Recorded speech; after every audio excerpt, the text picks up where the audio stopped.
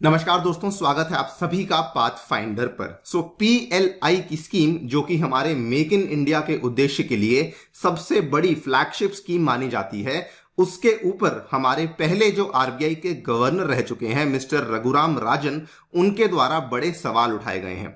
उन्होंने बल्कि ये तक कह दिया है कि इंडिया असल में मोबाइल फोन्स को मैन्युफैक्चर कर ही नहीं रही है, ये आप सभी लोगों को बेवकूफ बनाया जा रहा है। आप लोग यहां पे देख पाएंगे, ये वाली जो खबर है ये जस्ट कल ही सामने आई है। Farmer RBI governor Raghuram Rajan asks if Modi governments PLI scheme is a failure. यहां पर भी देख पाएंगे, हिंदी अखबार ने कवर किया। रघुराम राजन ने फिर उठाए केंद्र सरकार की नीतियों पर सवाल।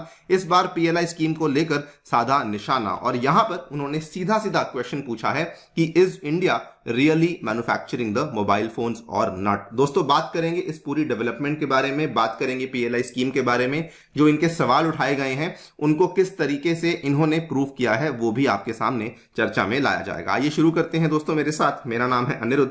मुझे फॉलो करने के लिए यहां पर दिए गए टेलीग्राम चैनल के माध्यम से फॉलो कर सकते हैं। इसके अलावा लेक्चर की पीडीएफ को डाउनलोड करने के लिए नीचे डिस्क्रिप्शन में आपको लिंक दिया गया है, वहां जाकर के डाउनलोड कर सकते हैं। ऑल्सो बताना चाहूंगा कि अग्निपथ बैच, जो कि आपके लिए पाथफाइंडर की टीम के द्वारा लाया जा रहा है, ये दोस्तों कल शुरू होने वाला है। Today is the last day to enrol, so please जल्दी करिए, इस बैच में जल्दी से एनरोल कर लीजिए। एंड आप सभी के लिए बताना चाहूंगा कि मेरे द्वारा जो फिजिकल ज्योग्राफी का कंप्लीट कोर्स है, क्लाइमेटोलॉजी, ओशनोग्राफी, जियोमॉर्फोलॉजी, वो इसी बैच के तहत आपको मिलने वाला है। सो प्लीज इसमें एनरोल करना बिल्कुल ना भूलना। आपको यूज करना है मेरा स्पेशल कूपन कोड अनि यूपीएससी, जिसके चलते आपको इसमें 20% का डिस्काउंट यहां पे मिलने वाला है। तो अगर आपने एनरोल नहीं किया है, जल्दी से जाइए, मेरा कोड यूज कीजिए। लिंक इसका जो आपको डिस्क्रिप्शन में देखने को मिल जाएगा। हिंदी बैच भी शुरू होने वाला है, वो दोस्तों 15 जुलाई से शुरू होगा, और उसमें भी आपको कंप्लीट तैयारी यूपीएससी की करवाई जाएगी। ये इंडिया का सबसे अफोर्डेबल, सबसे कॉम्प्रिहेंसिव बैच है जो कि आपको मिलने वाला है। ऑलराइट, सो आपको याद करवा दूं, पिछले महीने की बात है, जस्ट एंडिंग की बात है, अप्रैल 26 को एक बड़ी शानदार खबर सामने आई थी। बताया गया था, सरकारी डेटा सामने आया था कि पीएलआई वाली जो स्कीम है उसमें 53,500 करोड़ का निवेश देखने को मिला है टिल दिसंबर 2022, और गवर्नमेंट के द्वारा अभी तक 2875 करोड़ के आसपास रुपए हैं जो कि डिसबर्स कर दिए गए हैं सब्सिडीज के तौर पे।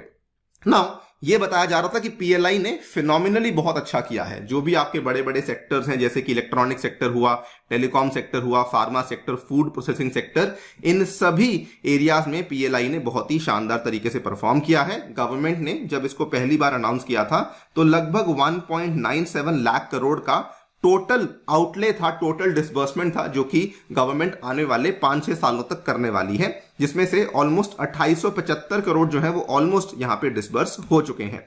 इनफैक्ट गवर्नमेंट ने यह भी कहा कि इतना डिसबर्समेंट जो कि हमारे द्वारा किया गया है, इसके चलते 53,500 करोड़ ऑलमोस्ट हम लोग ऑलरेडी इन्वेस्टमेंट रियलाइज कर चुके हैं। जो इंक्रीमेंटल प्रोडक्शन हुई है उसकी वैल्यू 5 लाख करोड़ की है, और जो एम्प्लॉयमेंट जनरेशन हुई है वो लगभग 3 लाख के आसपास का रोजगार भी यहां पे जनरेट करवाया गया है।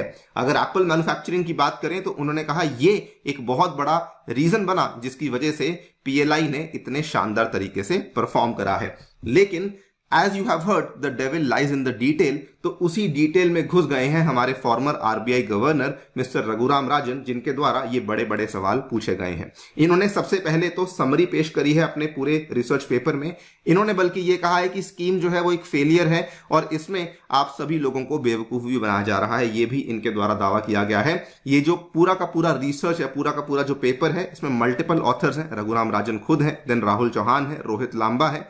इन्होंने कहा that contrary to the arguments, India has not really become a mobile manufacturing unit, और जो भी आउटले यहां पे दिया जा रहा है वो असल में सब्सिडी सरकार को काफी महंगी पड़ रही है। ये पूरी की पूरी बात इनके द्वारा बाय द वे इसी पेपर में करी गई है। अगर आप लोग लिंक्डइन पे दोस्तों एक्टिव हैं तो देख सकते हैं, ये लिंक्डइन की ही उनकी पोस्ट है जहां पे उन्होंने बताया है, I have written about the government's PLI scheme to incentivise manufacturing in India, और यहां पर इन्होंने ये 8 पेजेस का एक पूरा पेपर है जो कि रेफर किया है, जिसको कि इन्होंने यहां पर सामने पेश किया है, जो कि पूरे के पूरे नंबर्स के अंदर गहराई में जाता है। सबसे पहले तो इन्होंने कहा कि देखिए, Rajan in a social media post said that central government needs to look at data and undertake a detailed assessment, कि क्या वाकई में जॉब्स क्रिएट हुई हैं, और अगर जॉब्स क्रिएट हुई हैं तो कितना खर्चा आया है एक जॉब को क्रिएट करने में। सबसे पहले इन्होंने कहा हम सब्सिडी के प्रोसेस को समझ लेते हैं। देखिए, इसमें कोई दो राय नहीं कि अगर 2014 के आसपास की बात करें, उस टाइम पे इंडिया में मात्र 2 मोबाइल मैन्युफैक्चरिंग फैक्ट्रीज थी। आज की घड़ी में 200 से भी अधिक मोबाइल मैन्युफैक्चरिंग फैक्ट्रीज देखने को मिल जाती हैं।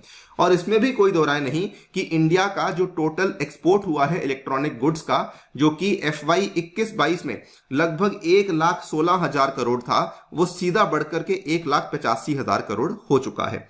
एंड तीसरा इन्होंने प्रिटेक्स्ट दिया कि यह भी बात सही है कि सेंट्रल गवर्नमेंट के द्वारा 2016 में जो शुल्क थे वो बढ़ा दिए गए थे कि आप कंप्लीट एक मोबाइल फोन बाहर से डायरेक्टली इंपोर्ट नहीं कर सकते हैं।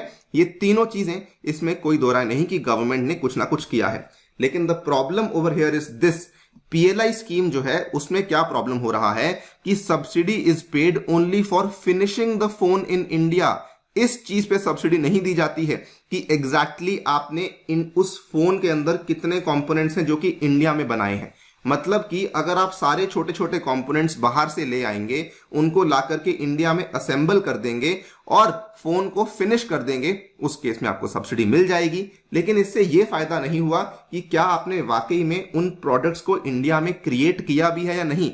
यही इन्होंने सवाल उठाया है, not on how much value is added by the manufacturing in India. और यहीं पर इनका दावा है India still imports much of what goes into the mobile phone. मतलब कि जो भी कंपोनेंट्स होते हैं, फिर भले वो सेमीकंडक्टर्स हो, printed circuit board plus assembly हो, फिर भले डिस्प्ले हो, कैमरा हो, फिर भले बैटरी हो, इन सभी चीजों का हम लोग इंपोर्ट कर रहे हैं। और इनमें से किसी भी चीज का एक्सपोर्ट करना तो बहुत ही दूर की बात है। इनफैक्ट इन्होंने डेटा के साथ यह भी बताया है कि इन सब कंपोनेंट्स के हमें इंपोर्ट्स में भारी तेजी देखने को मिली है पिछले 5 सालों में। अप्रैल 2018 के बाद इन चीजों का इंपोर्ट एकदम से बढ़ गया है और अभी तक बढ़ता ही जा रहा है।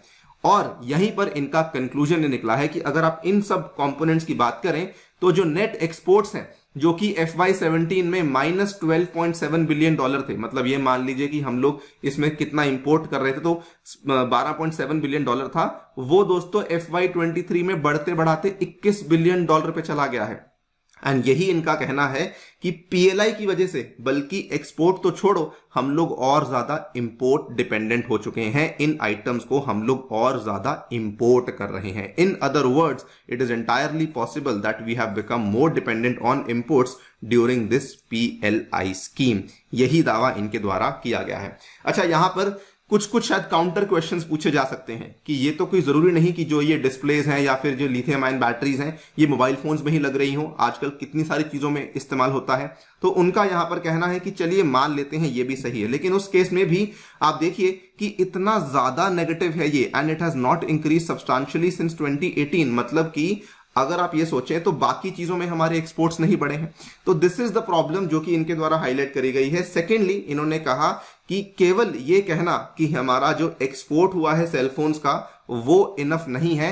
इट इज लाइकली कि जो मैन्युफैक्चरर्स हैं वो केवल असेंबली करवाते हैं और उन्हीं यूनिट्स को PLI स्कीम के तहत बेसिकली सब्सिडी दी जा रही है। और जो असेंबली वाला पार्ट होता है, आप सभी जानते हैं दोस्तों, ये final value of the mobile phone में इसका बहुत ही छोटा हिस्सा होता है, छोटा कंट्रीब्यूशन होता है। वहीं पे इन्होंने उदाहरण भी दिया कि एप्पल के जो यूनिट्स हैं वहां पर असेंबली और टेस्टिंग का जो टोटल वैल्यू होता है that is 4% of the manufacturing cost. And they have also figured out कि PLI स्कीम में जो इंडिया सब्सिडी दे रहा है वो 6% के आसपास की सब्सिडी फाइनली इंडिया के द्वारा दी जाती है। अब इस केस में आप बताइए कि जब मैन्युफैक्चरिंग कॉस्ट जो इंडिया में बेयर करी जा रही है उस यूनिट के द्वारा वो 4% है, आप उसको 6% की सब्सिडी किस बेसिस पे दे रहे हैं? और यही सवाल है जो कि इन्होंने फिर से रेस किया है।